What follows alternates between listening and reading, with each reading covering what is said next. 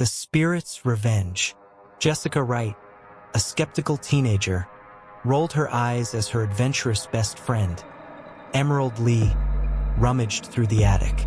Emerald's enthusiasm was contagious, but Jessica remained dubious about their latest discovery. Meanwhile, Tommy Harris, Jessica's younger brother, watched with wide-eyed curiosity, his mischievous nature already intrigued by the promise of adventure. Their suburban home in Illinois buzzed with the excitement of a sleepover. The cozy living room, filled with blankets and snacks, contrasted sharply with the dusty, dimly lit attic where Emerald found an old Ouija board. "Come on, Jessica, let's give it a try," Emerald urged, her eyes gleaming with excitement. Jessica hesitated, her skepticism palpable, but couldn't resist Emerald's infectious enthusiasm. Tommy, sensing something thrilling, eagerly joined them, his curiosity piqued. With the Ouija board set up on the living room floor, Jessica, Emerald, and Tommy gathered around, their fingers lightly resting on the planchette. Emerald led the session, her voice filled with a mix of excitement and seriousness. "Is anyone there?" she asked. The planchette remained still for a moment before slowly gliding to yes. Jessica frowned, convinced that one of them was pushing it. "Who are you?" Emerald continued. The board spelled out Rebecca. As the session progressed, Rebecca communicated that she had been wronged by the previous occupants of the house, describing a sense of betrayal and injustice. Her messages were vague, but enough to send a chill down Jessica's spine. As the trio continued, the atmosphere in the room began to change. What started as a harmless game quickly turned unsettling. The room grew colder, and they felt an inexplicable draft despite the closed windows. The lights flickered sporadically, casting eerie shadows on the walls. Jessica's initial skepticism started to wane, replaced by a growing unease. Unexplained noises echoed through the house. Distant whispers, creaking floorboards, and the occasional thud as if something or someone was moving around them. Tommy, initially thrilled by the adventure, now clung to Jessica, his curiosity overshadowed by fear. Jessica's heart pounded as she noticed the planchette moving more decisively. Emerald's confident demeanor began to falter, her eyes darting around the room nervously. "Did you feel that?" she whispered, her breath visible in the cold air.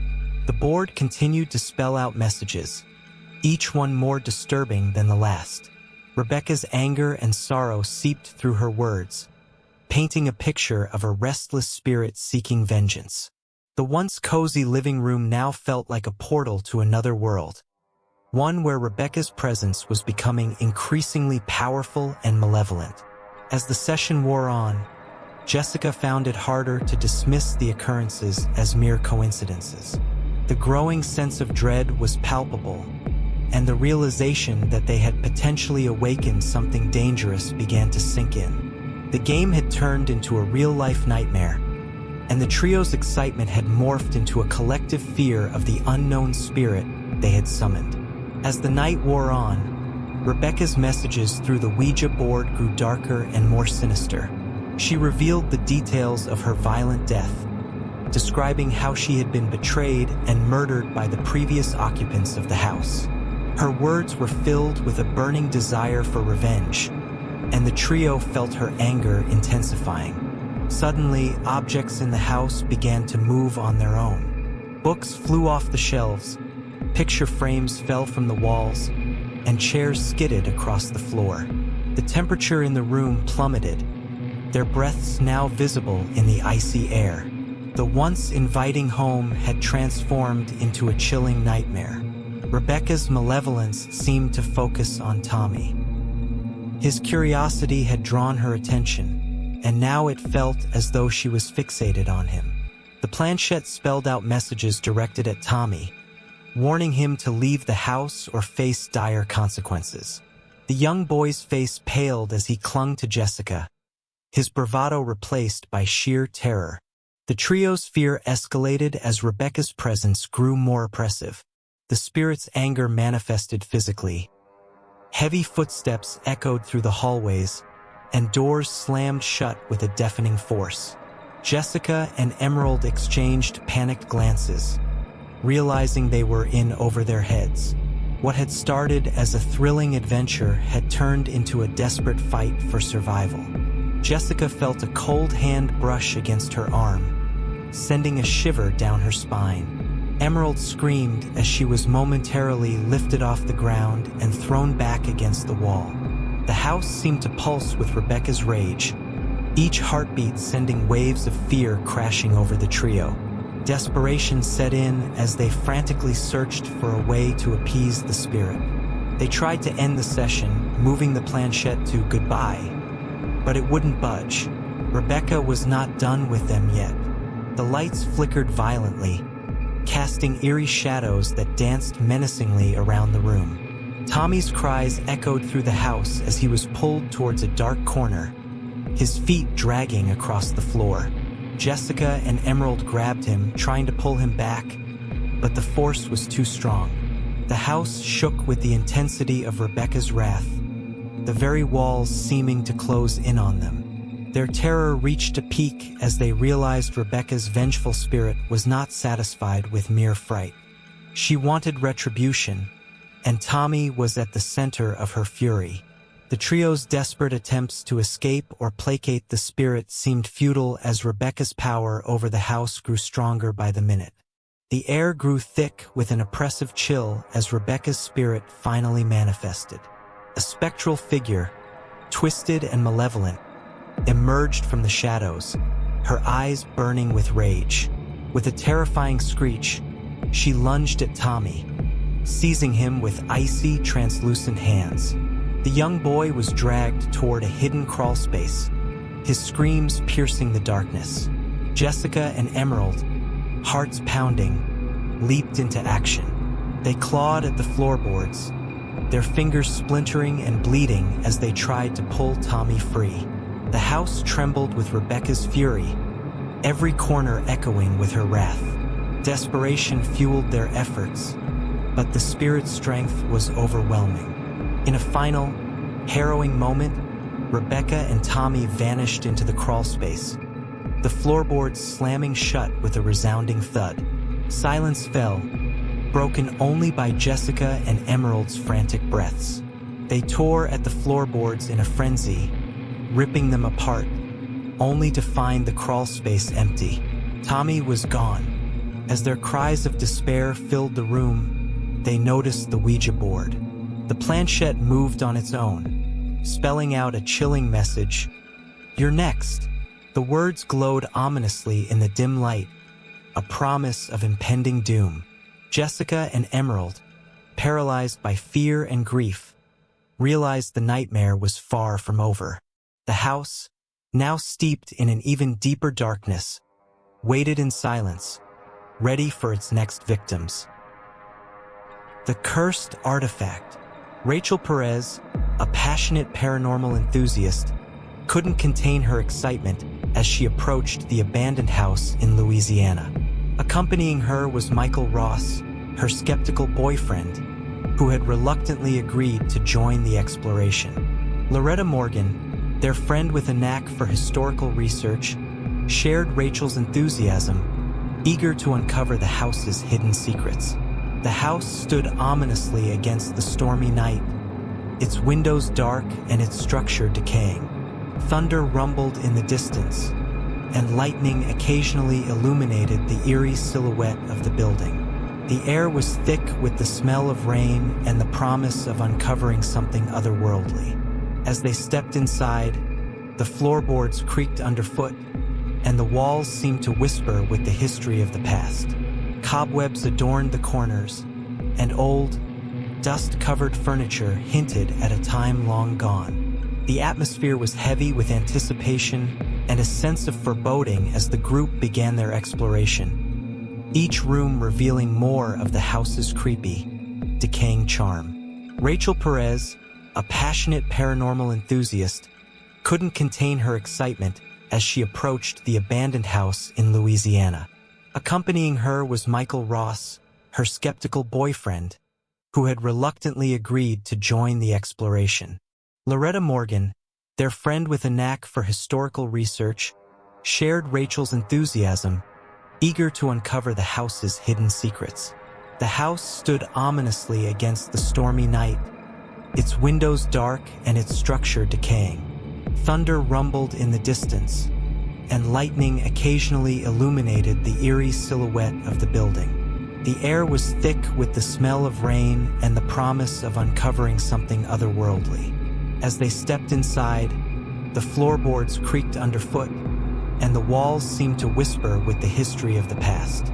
Cobwebs adorned the corners, and old, dust-covered furniture hinted at a time long gone. The atmosphere was heavy with anticipation and a sense of foreboding as the group began their exploration, each room revealing more of the house's creepy, decaying charm. As they ventured deeper into the house, Rachel, Michael, and Loretta climbed the creaky stairs to the attic.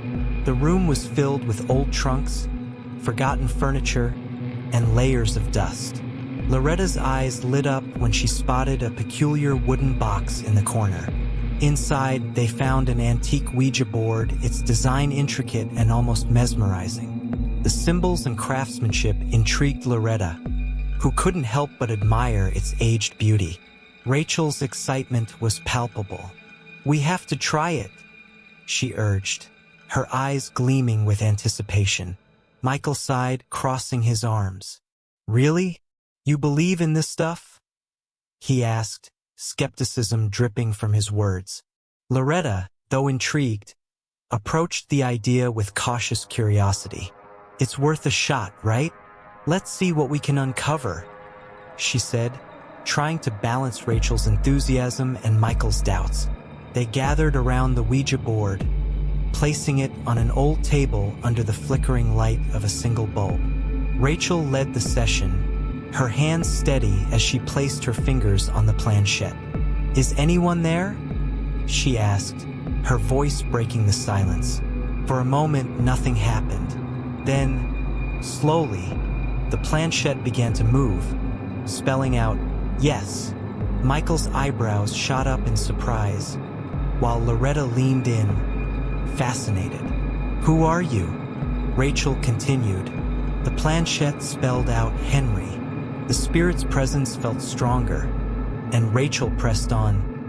"What do you want?" The response was immediate and chilling. "Leave now."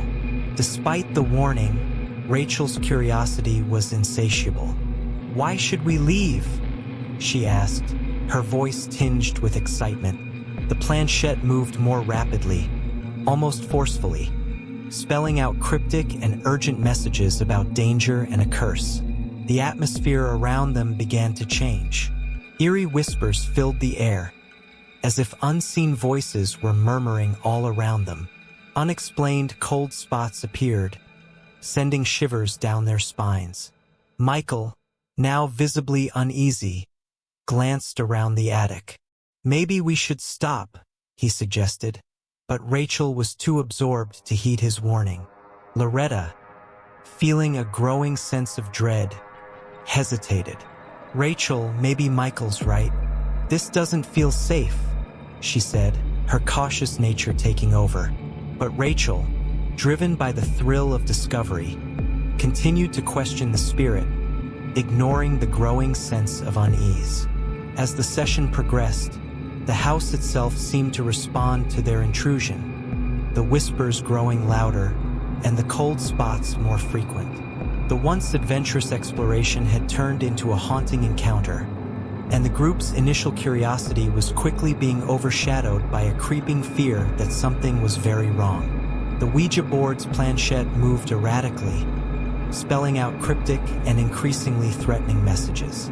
"Beware, doomed cursed." The tension in the attic grew palpable, each letter heightening their anxiety. As they tried to make sense of the warnings, the house reacted violently. Doors slammed shut with deafening bangs. Shadows seemed to move on their own, flickering just out of sight, and the storm outside intensified, thunder shaking the very foundation of the house. Amidst the chaos, Loretta stumbled upon an old, leather-bound journal tucked away in a dusty trunk. She opened it, her eyes scanning the brittle pages filled with handwritten notes and drawings. "Guys, listen to this," she said, her voice trembling. She began to read aloud the chilling history of the Ouija board. The journal recounted the tragic fates of those who had used the board before, each entry more harrowing than the last. The journal revealed that the board was an ancient, cursed artifact designed to bind spirits to its users. The original owner, a man named Henry, had been a powerful medium who inadvertently trapped malevolent spirits within the board. These spirits, led by Henry himself, sought revenge on anyone who dared to use it. As Loretta read, the temperature in the attic dropped even further, their breath visible in the cold, oppressive air. Rachel's face paled as the realization hit her. "We need to stop. Now," she said, her voice shaky. But it was too late. The spirit's power over the house had grown stronger, its malevolence seeping into every corner. The whispers turned into guttural growls, and the shadows on the walls seemed to reach out toward them. Michael, once skeptical, was now fully convinced of the danger they were in.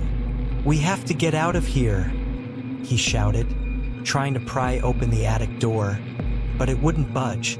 The house seemed determined to keep them trapped inside. The storm outside roared louder, the windows rattling as the wind howled and rain pounded against the glass.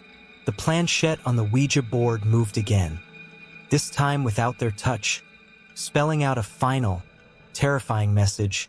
Too late.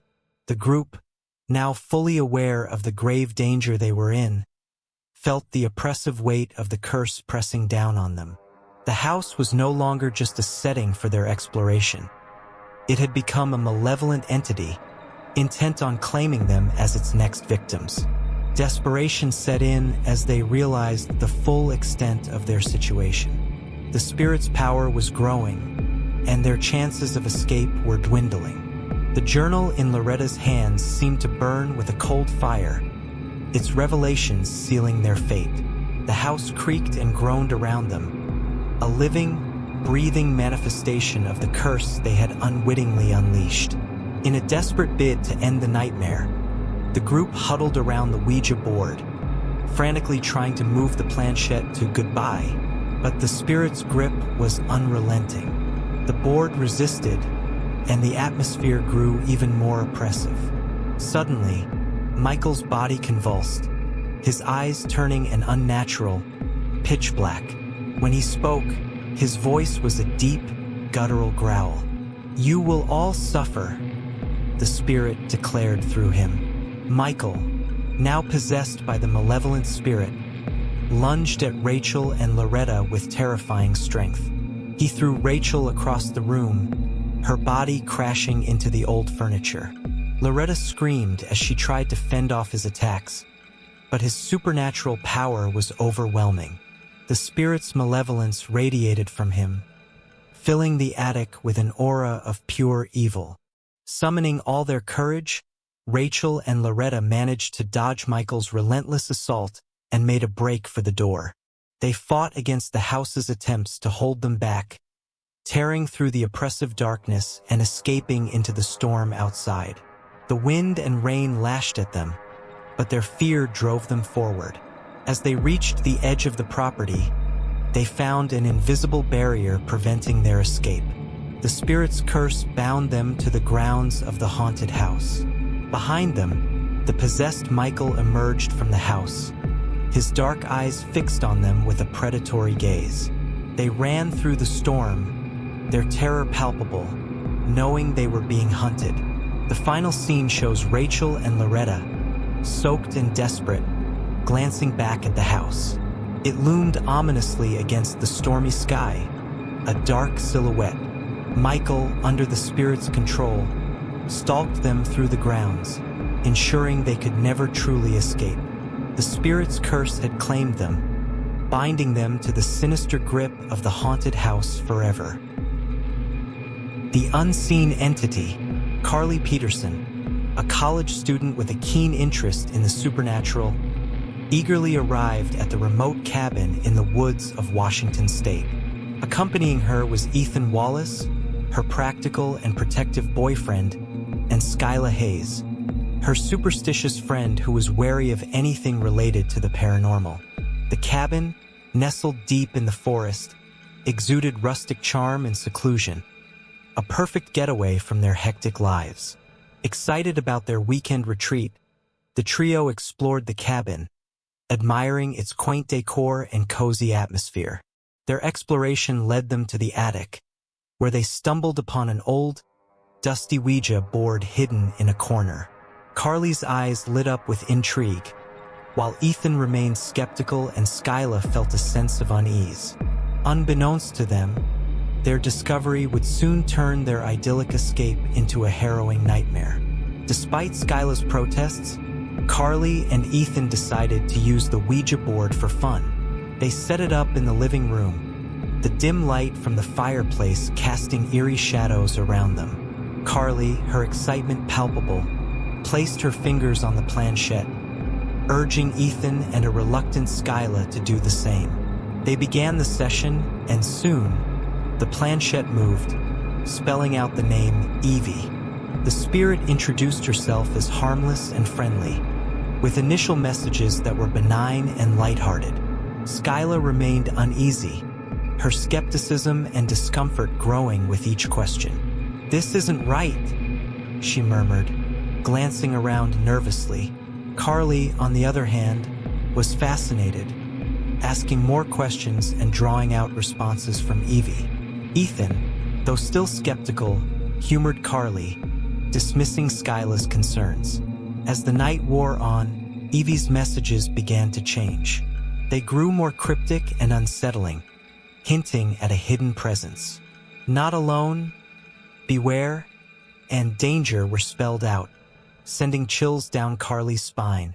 Minor disturbances began to occur. Cold drafts swept through the room despite the roaring fire. The lights flickered sporadically, and faint whispers seemed to echo from the walls. Skyla's unease turned into fear. "We need to stop," she insisted, her voice trembling. Ethan, still trying to rationalize the events, brushed off the occurrences as mere coincidences. "It's just our imagination," he reassured, though his voice lacked conviction. Carly, however, was too intrigued to stop. She continued to engage with Evie, her curiosity blinding her to the growing sense of dread. The cabin, once a cozy retreat, now felt charged with an ominous energy, each shadow and whisper amplifying the tension in the room. As the clock ticked on, the group couldn't shake the feeling that they had unwittingly invited something sinister into their midst. As the night deepened, Evie's messages took a darker turn. The planchette spelled out ominous warnings. Unseen, lurking, danger. The atmosphere in the cabin shifted, becoming thick with an unsettling energy. Shadows began to move on their own, dancing across the walls without any apparent source. Chilling whispers filled the air, indistinct but undeniably present. An overwhelming sense of being watched pressed down on the group, making every hair on their bodies stand on end. Ethan, who had been dismissive at first, now felt a growing paranoia. His eyes darted around the room, searching for the unseen entity Evie had warned about. "Something's here with us," he muttered, his voice edged with fear. The creaking floorboards and flickering lights only intensified his anxiety. Carly and Skyla, now equally terrified, decided to end the Ouija session. They moved the planchette to goodbye, but it wouldn't budge. Instead, it spelled out a chilling message. Too late. Panic set in as they realized the gravity of their situation. They had opened a door to something malevolent, and it wasn't going to let them close it. The cabin, once a cozy retreat, now felt like a trap. The air grew colder, and the oppressive atmosphere made it hard to breathe. Every noise was magnified, every shadow a potential threat. Carly's fascination had turned into horror, and Skyla's worst fears were being realized. They huddled together, their fear palpable as they tried to figure out what to do next. The sense of impending doom was overwhelming. They knew they had to escape, but the cabin seemed to have a life of its own, holding them captive. The once inviting space had become a nightmarish prison, with the unseen entity lurking just out of sight, waiting for the perfect moment to strike. In a final, desperate attempt to understand what they were dealing with, Carly and Skyla scoured the attic for any clues about the spirit they had contacted. They found an old, dusty book filled with ancient writings and symbols. As they flipped through the pages, they discovered that Evie was short for Evelynor, an ancient and malevolent entity known for tormenting those who summoned it. Before they could react, the temperature in the room plummeted, and the shadows coalesced into a dark, menacing form. Evelynor manifested fully, its eyes burning with a malevolent light. With a terrifying roar, it lunged at Ethan, who struggled futilely as the entity dragged him into the darkness, his screams fading into an eerie silence. Carly and Skyla, now alone and petrified, were trapped in the cabin. The oppressive presence of Evelynor surrounded them, making every escape route seem impossible. The once cozy cabin was now a prison of terror, the walls closing in on them. In a heart-pounding climax, the girls' desperate attempts to flee were thwarted by the entity's overwhelming power. Their screams of horror echoed through the night, growing more frantic as they realized their inescapable fate. The Ouija board, still lying on the floor, spelled out one final, chilling message: forever. As dawn approached, the cabin stood silent and haunted, a dark silhouette against the forest. The sinister entity lurked within, waiting patiently for its next unsuspecting victims to fall into its malevolent trap. The cycle of horror was destined to repeat, ensuring that the cabin would remain a place of unending terror.